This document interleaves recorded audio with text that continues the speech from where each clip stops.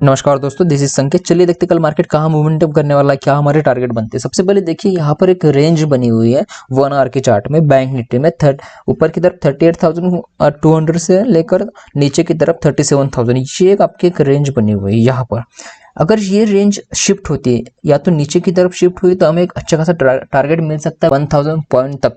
अगर ऊपर की तरफ शिफ्ट होती है तो हमें भी एक यहाँ पर भी एक टारगेट मिल सकता है। आज के दिन देखिए आज मार्केट ने क्या मोमेंटम हमें दिया। देखिए यहाँ पर एक रेंज बनी हुई है, ऊपर की तरफ 37,400 और नीचे की तरफ 37,400 पॉइंट की यहाँ पर एक रेंज बनी हुई है। ये रेंज करीबन 1 बजे तक वैलिड थी। 1 बजे के बाद में जैसे मोमेंटम आया तो 37,400 से लेकर 38,100 या 200 तक हमें एक अच्छी खासी रैली मिल गई। आज मंथली एक्सपायरी थी तो ये रैली मिलनी ही थी। तो अब देखिए कल हम क्या ट्रेड कर सकते हैं, कैसे ट्रेड कर सकते हैं।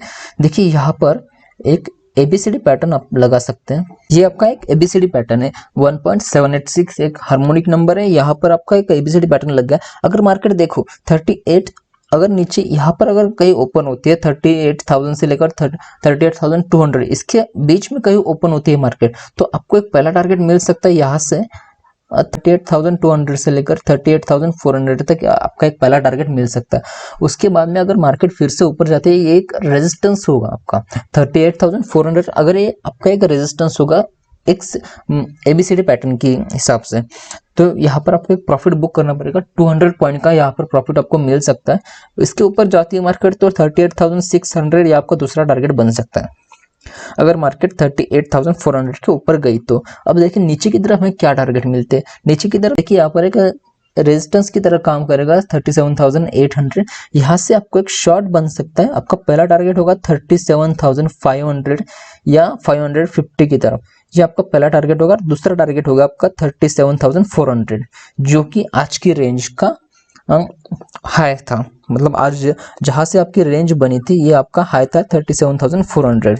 ये आपका दूसरा टारगेट बन सकता है अगर मार्केट शॉर्ट में आई तो। अब देखते हैं बैंक निफ्टी में क्या चल रहा है। निफ्टी देखिए आज एक ट्रेंडिंग था, मॉर्निंग में भी ट्रेंडिंग था और सेकंड हाफ में भी आपका ट्रेंड मिला है।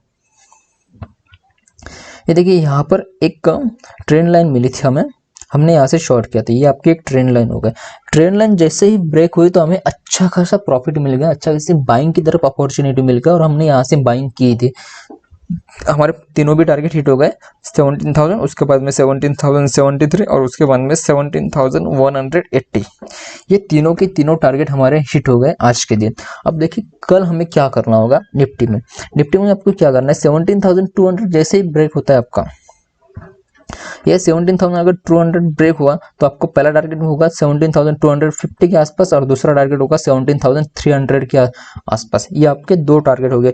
17,300 एक आपका रेजिस्टेंस होने वाला है। यहाँ 75 जाने को भी नीचे आया था मार्केट और यहाँ पर आपको एक रेजिस्टेंस की तरफ आपका एक रेजिस्टेंस होगा 17,300। यहाँ से आपको प्रॉफिट बुक करना पड़ेगा अगर मार्केट 17,200 से ऊपर गई तो। अगर नीचे आए मार्केट तो हम क्या कर सकते हैं, देखिए अगर मार्केट 17,075 से लेकर 17,200 के बीच में कहीं ओपन होती मार्केट तो यहाँ से यहाँ ओपन होकर नीचे आती है मार्केट तो आपको कहाँ से शॉर्ट बनाना पड़ेगा, 17,073 से एक शॉर्ट बना सकते हैं। आपका पहला टारगेट होगा 17,000।